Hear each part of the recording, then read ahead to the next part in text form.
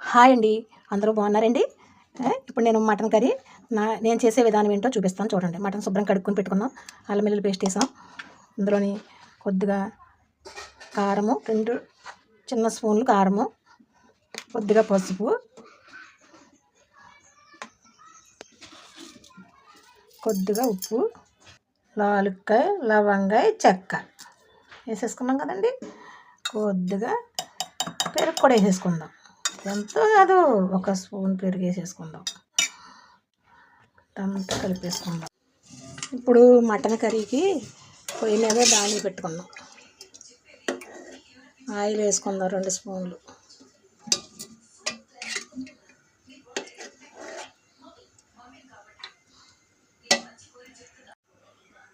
Oil ఈటెక్కిపోయింది.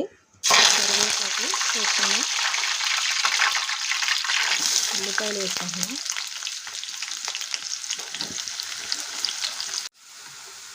ఉల్లిపాయలు golden colour వచ్చేసినాయి కదా. ఇప్పుడు పచ్చిమిరపకాయలు వేసుకుందాం. మ్యాగ్నెట్ చేసాం కదా గంట క్రితం, మటన్ వేసేసుకుందాం.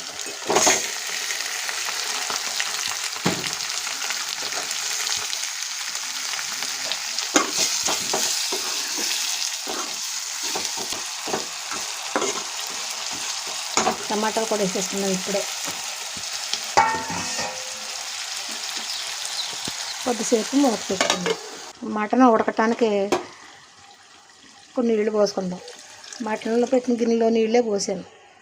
మటన్ అందులో మ్యాగ్నేట్ చేశాను, అందులోనే కొన్ని నీళ్ళు పోసి మటన్లో పోసాను.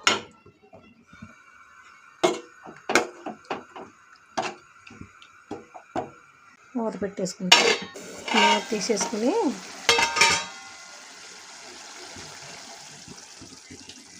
కొద్దిగా పాలు పోసుకుందాం.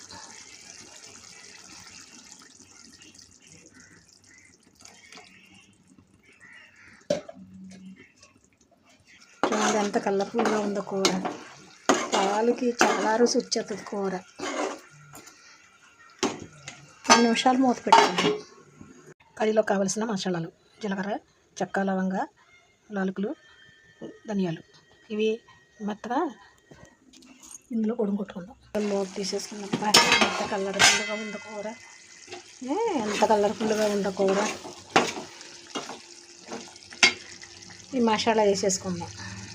కొత్తిమీర వేసేసుకుంటే కూర రెడీ అయిపోయినట్టుగా. మరొక వీడియోతో మేము ముందుకు వస్తాము. సుదత్త.